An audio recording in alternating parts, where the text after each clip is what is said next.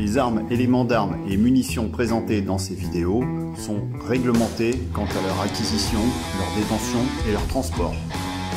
Toutes celles présentées sont détenues de manière absolument légale à la date de réalisation des vidéos.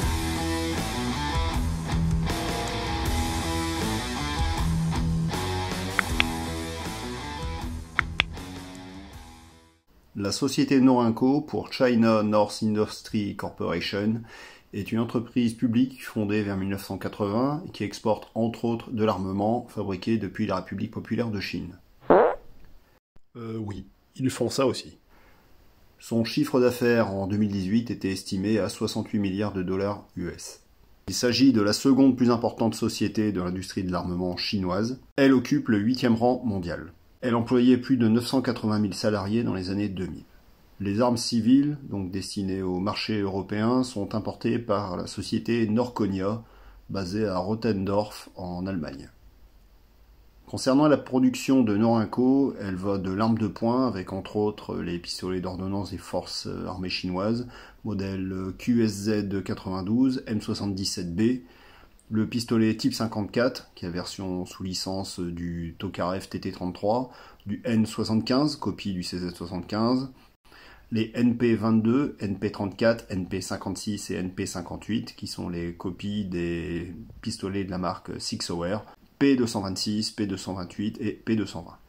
Enfin, le 1911A1, qui est la copie du 1911A1 militaire en 45 ACP.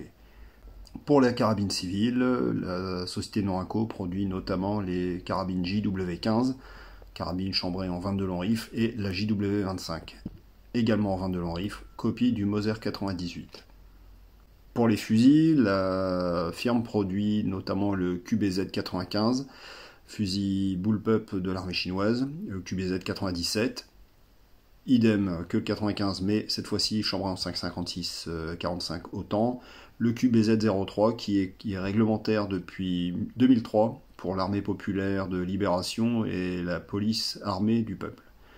Le type 86S qui est un fusil d'assaut AKM, donc système Kalachnikov, mais de forme bullpup. La Norinco CQ M311 qui est une copie de l'AR-15.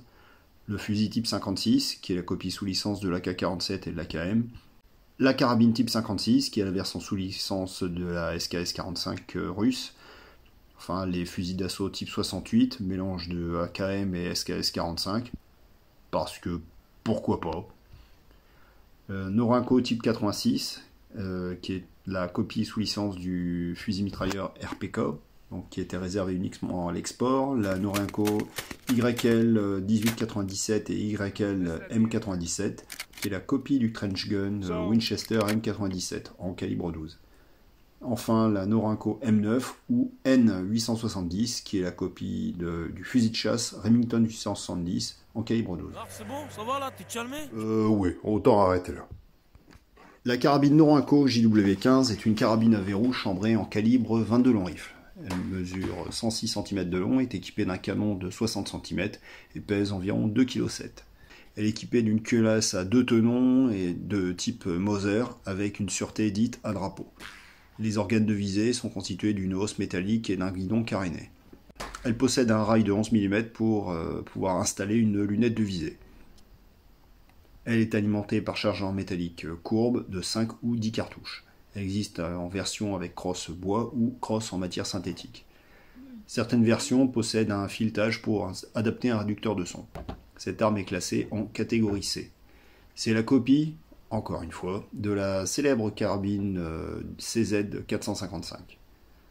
Les chargeurs de ces deux armes sont notamment interchangeables, tant ceux en plastique qu'en métal. Arme très répandue, elle constitue une carabine premier prix, low cost diront certains, disponible dans de nombreuses armureries aux alentours de 200 €. C'est un excellent achat si on cherche une carabine de catégorie C d'entrée de gamme, parfois vendue en pack comprenant un bipied, un réducteur de son et une lunette. Elle fera une très bonne carabine de loisir ou de jardin. Attention quand même où vous tirez, je vous invite fortement à vous rapporter à la législation en vigueur pour éviter de gros soucis. La carabine que je possède me vient de mon père, qui l'a acquise à la fin des années 80. C'est l'arme avec laquelle il m'a initié au tir, le dimanche après-midi, dans le tas de bois, dans le fond du jardin, à la campagne. Une autre époque. Depuis l'année dernière, mon fils, licencié FFT, l'utilise au stand à 50 mètres et à 100 mètres, équipé d'une lunette de visée. Arme décriée, bas de gamme. Quand on consulte les différents forums internet ou les avis sur Radio Stand, elle est descendue en flèche du fait de sa conception, certains diront à base de merdonium renforcé.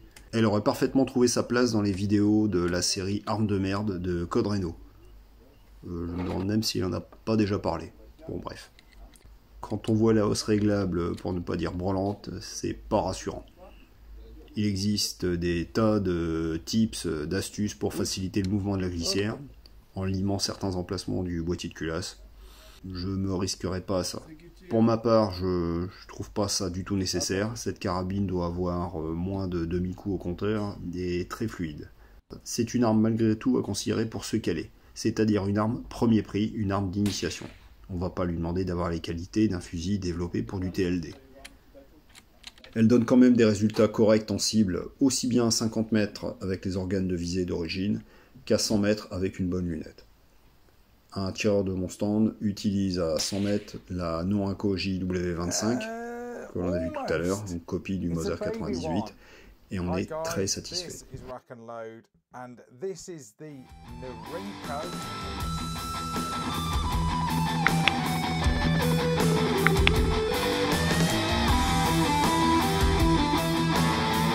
Merci de m'avoir suivi, n'hésitez pas à liker, partager, commenter et vous abonner si ce n'est pas déjà fait.